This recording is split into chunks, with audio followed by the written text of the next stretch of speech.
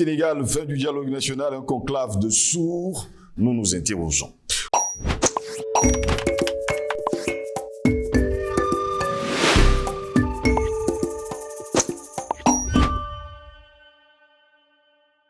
Mesdames, Messieurs, bonjour, bienvenue à toutes et à tous pour cette autre édition de Parole panafricaniste. Le président sénégalais a promis d'examiner avec attention tous les rapports issus de commissions.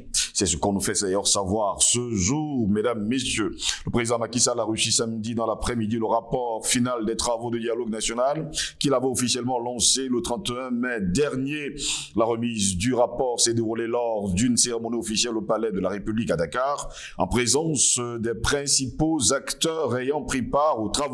Nous avons adopté les propositions dans leur contexte, mais c'est vous qui entérinez. Nous avons élaboré des propositions, c'était notre mission et toutes les propositions sont là à déclarer. Lors de sa prise de parole, le président du comité de pilotage du dialogue, Moustapha Niasse, ça il faut également le préciser. Monsieur Niasse a salué le travail qui a été réalisé par 8 commissions techniques et une commission de synthèse qui ont permis la réalisation du dit rapport. Les travaux ont commencé le 9 juin dernier et ont été clôturés le 22 juin, a-t-il précisé. Il déclare, et je cite, « Au-delà des questions politiques, vous avez planché avec beaucoup de perspicacité sur les grands dossiers du développement économique et social. Les rapports de toutes les commissions seront examinés avec attention, notamment les recommandations qui doivent engendrer la prise de mesures pour améliorer les acquis et leur donner un contenu d'efficacité et de résilience », a indiqué d'ailleurs Macky Sall après la présentation du rapport final. Nous nous sommes basés sur le rapport de notre patrimoine culturel pour nous parler parce qu'il y a des moments dans la vie d'une nation où il faut pouvoir s'élever et aller à l'essentiel, a relevé d'ailleurs le chef de l'État français. Chef de l'État sénégalais, au sujet de la commission politique qui a cristallisé toutes les attentions du fait du contexte préélectoral avec la présidentielle de février 2024, Macky Sall s'est félicité des consensus trouvés par les acteurs. Allez savoir quel genre de consensus. En suivant la présentation, j'ai noté 12 points d'accord qui sont les points majeurs. Chacun des 12 points est une piste pour faire avancer la démocratie sénégalaise dans sa féconde diversité, a-t-il soutenu, assurant que l'État va prendre les mesures concrètes pour leur efficacité et surtout leur effectivité dans les meilleurs délais. Il s'agit entre autres points de la baisse du nombre de signatures nécessaires pour le parrainage de la candidature à la présidentielle, passant de 1% des inscrits sur le fichier électoral et à désormais un nombre compris entre 0,6% et 0,8%, ainsi que la modification de l'article L28/3 du Code électoral. Cette modification ouvre à l'ancien maire de Dakar, Khalifa Sall et Karim Wade, fils de l'ancien président Abdoulaye Wade, tous deux recalés à la présidentielle de 2019 à cause de leur condamnation par la justice, la possibilité de participer à la prochaine présidentielle. Une question cependant, qu'en est-il de Ousmane Sonko? Lors de la cérémonie d'ouverture du dialogue national avec les forces vives de la nation, Macky Sall avait exhorté à un dialogue inclusif et sans tabou naturellement. Alors, la question de sa troisième candidature sur laquelle il ne s'est toujours pas clairement prononcé s'est invité encore aux travaux. D'ailleurs, jusqu'à preuve de contraire, on nous fait savoir qu'il dit d'un côté oui et de l'autre non. Les pôles majorité opposition et non alignés, ainsi que la société civile, après avoir appelé leur position sur la question, en appellent au respect de la Constitution, des lois et règlements en vigueur. Lit-on d'ailleurs dans les conclusions de la commission politique.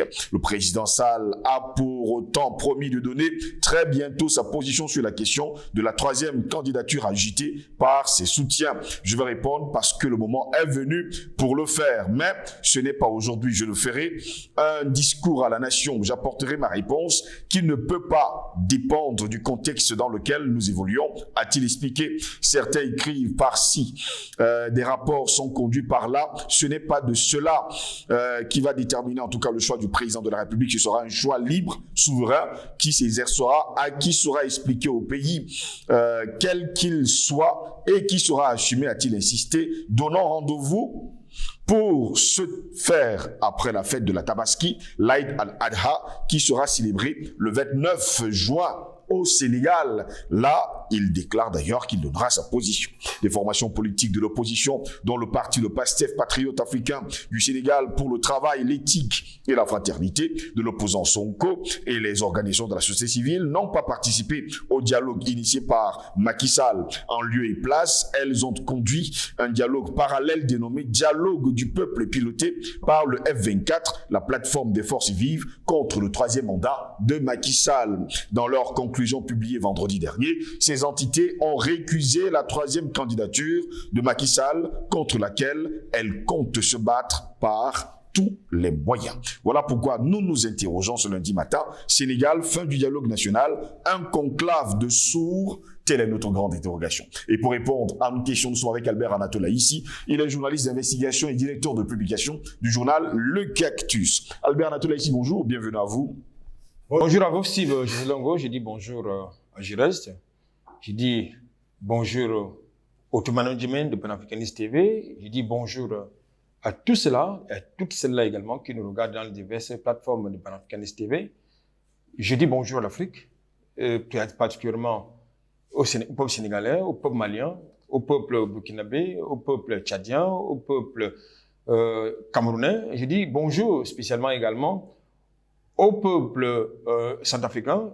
Vous savez que ce n'est pas de très vilaines choses de ce côté-là ces derniers temps. Je dis bonjour aux Africains de Martinique, aux Africains de la Guadeloupe, aux Africains de la Nouvelle-Calédonie, aux Africains de la Polynésie française, parce qu'ils refutent l'appellation, n'est-ce pas, d'afro-descendants. Ils ont mon bonjour ce matin. Je n'oublie pas, c'est tout cela qui regarde du côté, n'est-ce pas, de Haïti, qui est également confronté à une imposture on ne peut plus coloniale. Quand je l'ai dit, je vais commencer comme mon habitude par un coup de gueule.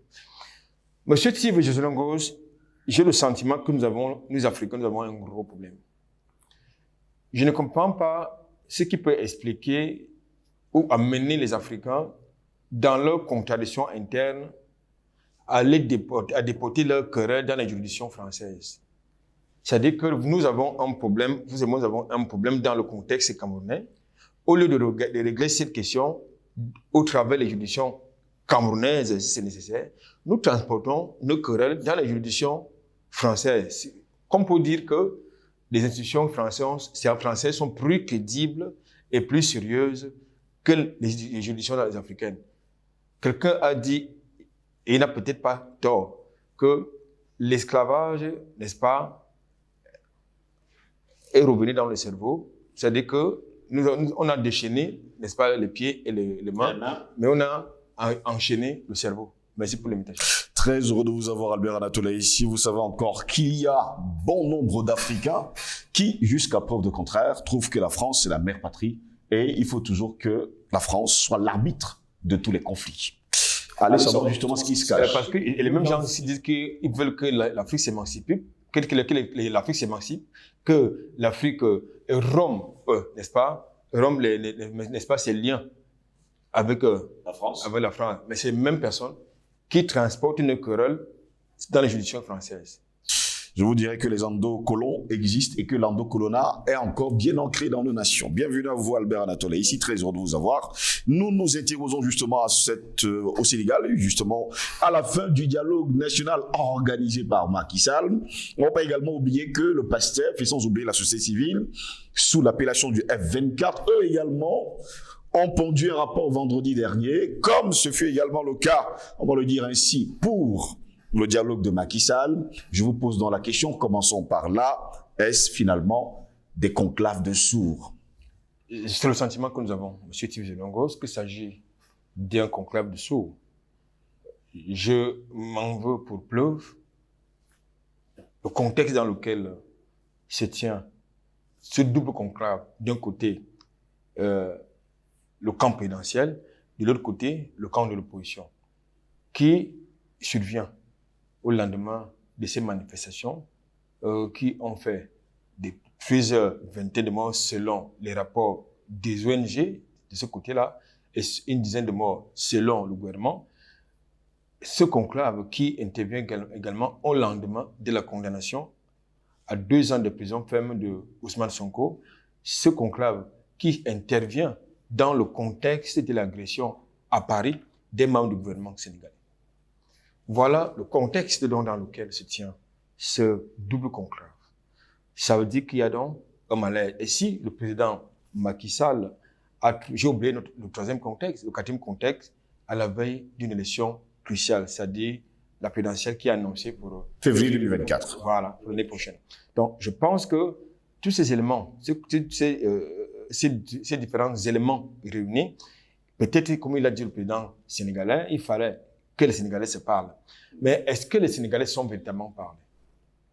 La question reste posée. Oui. Pourquoi? Parce que vous l'avez d'ailleurs indiqué qu'il s'agit d'un double conclave. Le parti présidentiel, le camp présidentiel a tenu son conclave qui a été boudé par une grande partie de l'opposition sénégalaise, une grande partie de la société civile sénégalaise.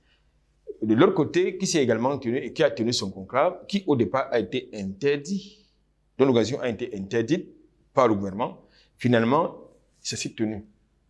Donc, je pense que ce qui est important de retenir, c'est que aujourd'hui, nous avons des prisonniers politiques au Sénégal. Je crois que avant de s'engager pour montrer des signes, justement, j'ai envie de dire, de réconciliation, d'apaisement, l'idéal, je veux dire, la sincérité de Macky Sall aurait consisté d'abord à libérer ces prisonniers politiques qui ont exprimé, justement, leur droit le plus absolu, c'est-à-dire le droit de manifester, qui est prescrit dans la constitution sénégalaise. Et ils avaient le droit, ce peuple sénégalais, de demander non seulement la libération de Ousmane Sonko et des autres prisonniers politiques, mais également de demander à Macky Sall de renoncer à son intention de briguer un troisième mandat que la Constitution, en l'état actuel, ne lui permet pas de faire. Je crois qu'aujourd'hui, c'est lui l'arbitre. Et en tant qu'arbitre, il y a beaucoup de signaux, beaucoup de messages, beaucoup de voix qui se sont fait entendre, lui demandant de renoncer à son projet de troisième mandat. Est-ce que le conclave qui se voulait inclusif a-t-il produit des résultats escomptés? Nous attendons de voir. Il y a eu beaucoup d'effets d'annonce qui visent à décrisper l'atmosphère politique de ce côté-là. Il y a eu beaucoup d'effets d'annonce qui ont été faits par le président sénégalais disant qu'il va s'exprimer, va se prononcer sur une possible candidature pour le troisième mandat ou non. Nous attendons de voir. Il a donné une date. Il a donné le soir justement de la fête de la Tabaski. Voilà, donc nous attendons de voir. Mais sauf que il y a une autre image qui me fait penser que il y a un malaise profond qu'il faut absolument expurger. Le fait qu'un membre du gouvernement sénégalais ait été agressé par ce qu'ils appellent les anti-troisième mandat du côté de Paris me pose un problème, personnellement.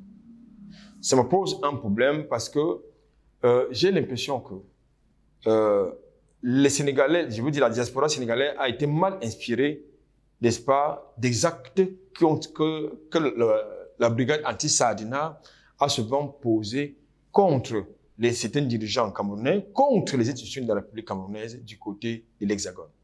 Je pense et là, ils sont vraiment allés très loin, commettre des voies de fait sur un membre du gouvernement qui portait en lui-même l'autorité, c'est-à-dire les institutions de la République, et en problème. Ça veut dire que quand vous attaquez un membre du gouvernement, ça veut dire qu'il y a une défiance contre les institutions de la République.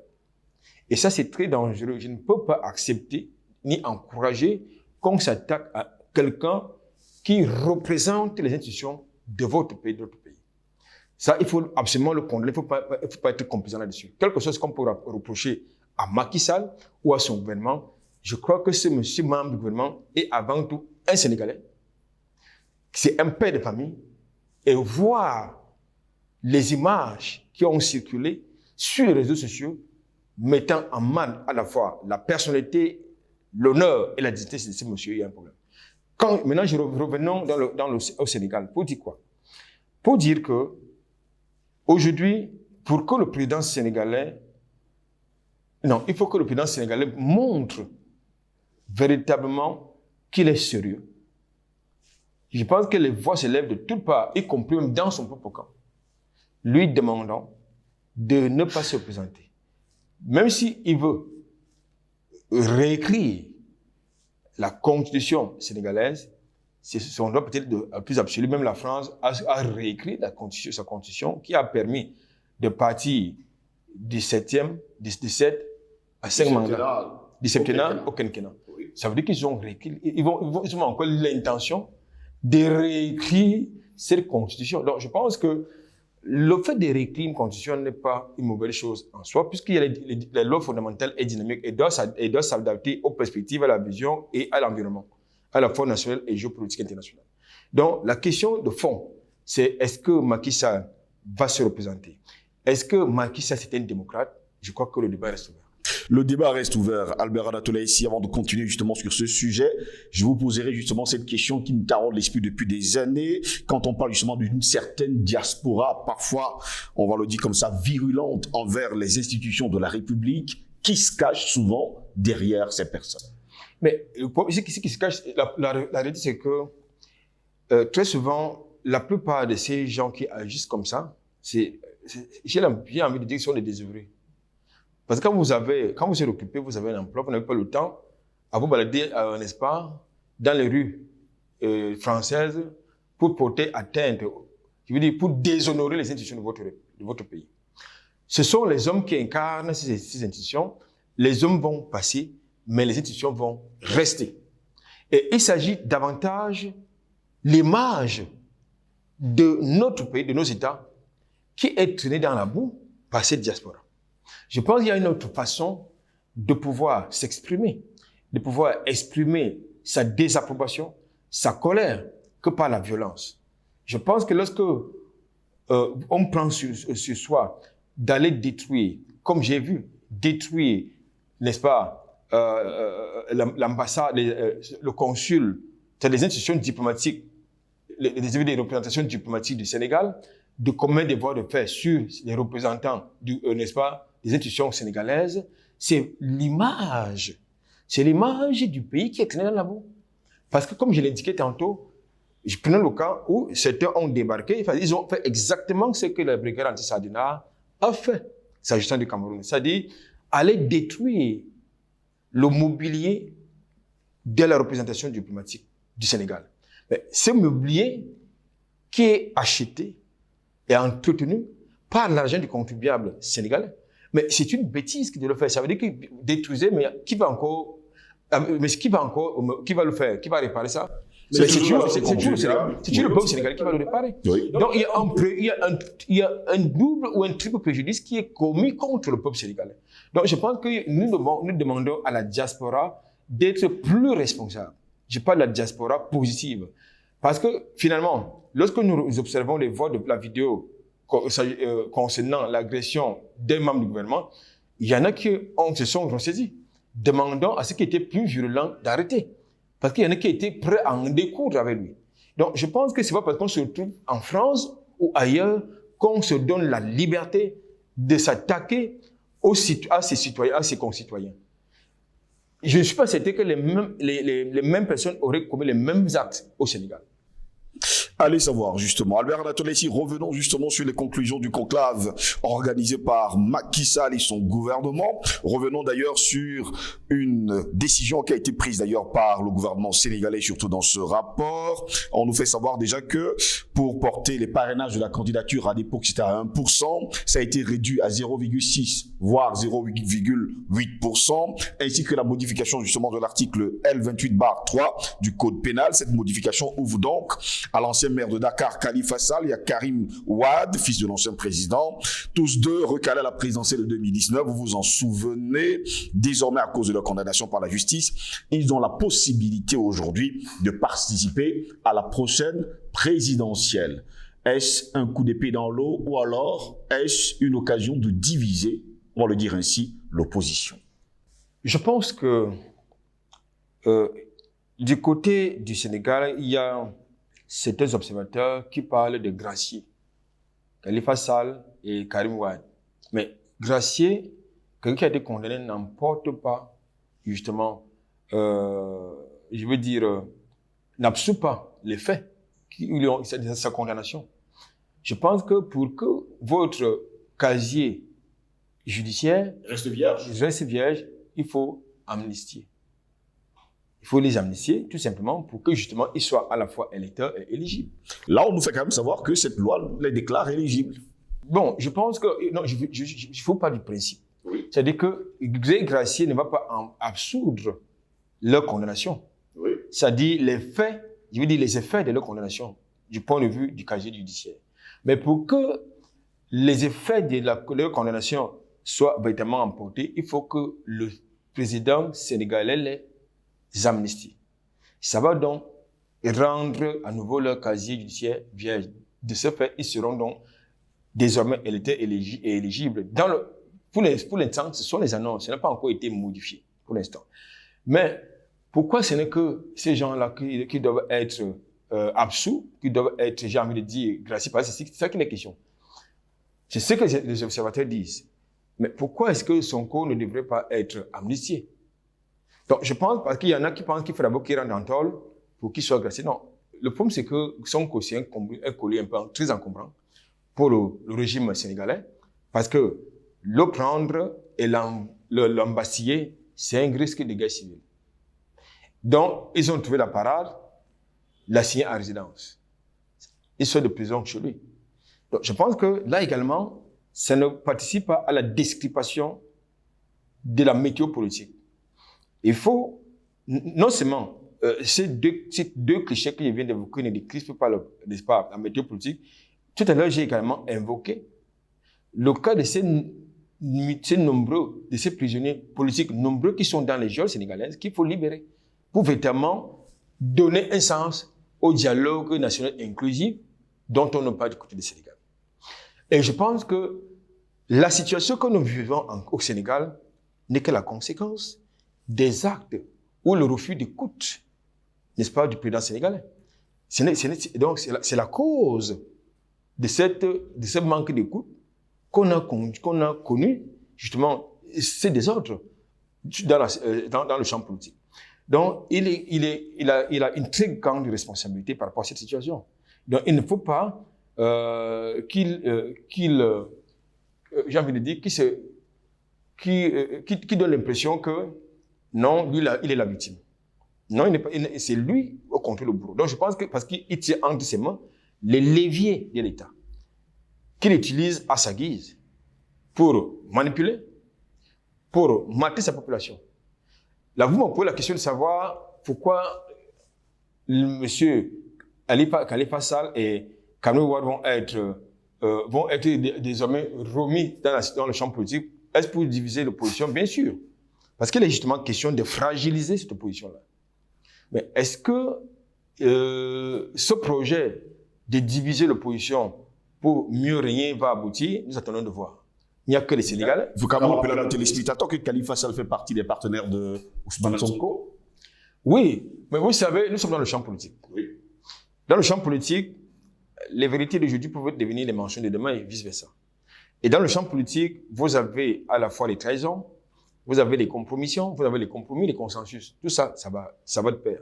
Donc, est-ce qu'il va demeurer allié de Sonko, Ousmane Sonko, monsieur Khalifa Sall? J'attends de voir. Comme je vous ai dit, une très grande popularité. Oui, je vous suis envie de vous dire que nous sommes dans le champ politique. Et dans le champ politique, rien n'est acquis. C'est lui qui était votre... Je crois que l'exemple russe nous parle, juste pour parler de l'actualité. C'est-à-dire, c'est lui qui était votre allié d'hier, puis devenir votre ennemi de demain. Donc, ce n'est jamais acquis. Donc, je pense que je n'aime pas beaucoup m'intéresser au symbole. Ce qui m'intéresse, c'est les faits. Lorsque les faits sont susceptibles de me convaincre, je veux dire d'animer, ou je veux dire d'animer, de me convaincre si vous voulez, eh bien ça marche. Mais pour l'instant, comme je vous l'ai dit, nous sommes dans le champ politique. Khalifa Sall, il est populaire, mais est-ce qu'il est plus populaire que Ousmane Sonko? Je ne crois pas. Allez d'ailleurs savoir. Albert Anatola ici, pendant ce temps, il faut également dire que le PASTEF, la société civile et sans oublier leur groupe piloté par le F24 a également fait son rapport, on le dit comme ça dans son conclave, rapport qui a été, on le dit comme ça, publié, les conclusions ont été publiées vendredi dernier.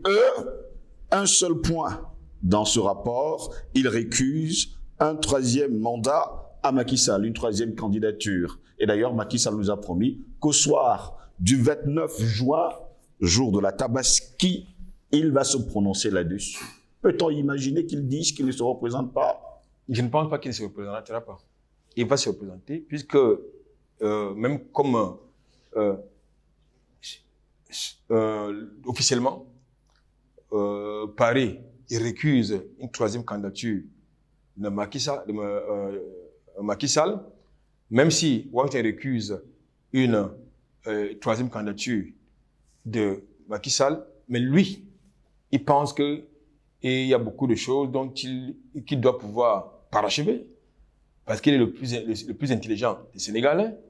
Donc, s'il n'est plus là, il n'y a plus rien qui puisse marcher au Sénégal, selon ce qu'il dit, il dit, monsieur le président sénégalais. Donc, il va se représenter. S'il ne se représente pas, ce serait certainement insupprimé, mais j'en doute.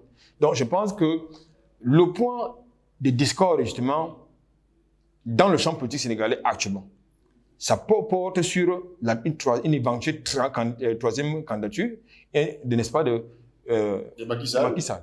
C'est-à-dire pour un troisième mandat, si vous voulez. Donc, je pense qu'il a promis qu'il va se prononcer dessus. Mais je pense qu'il est important qu'il se prononce véritablement, mais que le non l'emporte, qu'il ne se représente pas. Mais si il dit qu'il se représente, ça veut dire qu'il va jouer non seulement de la provocation, il va embraser le Sénégal. Et je pense que lui, Macky Sall, même s'il a mis sa famille en sécurité quelque part, du côté de l'Europe, il n'a pas, je crois qu'il ne serait pas bon pour lui, n'est-ce pas, de verser de l'huile sur le feu. Merci à vous, Albert Natola. Ici, nous allons continuer à regarder la météo du côté du Sénégal dans les jours à venir. Tout à fait. Merci à vous d'avoir été des nôtres encore ce matin. Merci à vous également, mesdames, messieurs, de nous avoir suivis. Au plaisir de vous retrouver très prochainement. Restez sur nos plateformes numériques YouTube, Facebook, Instagram, TikTok. partagez au plus grand nombre, likez encore. N'oubliez surtout pas de regarder les publicités. Au plaisir de vous retrouver très prochainement.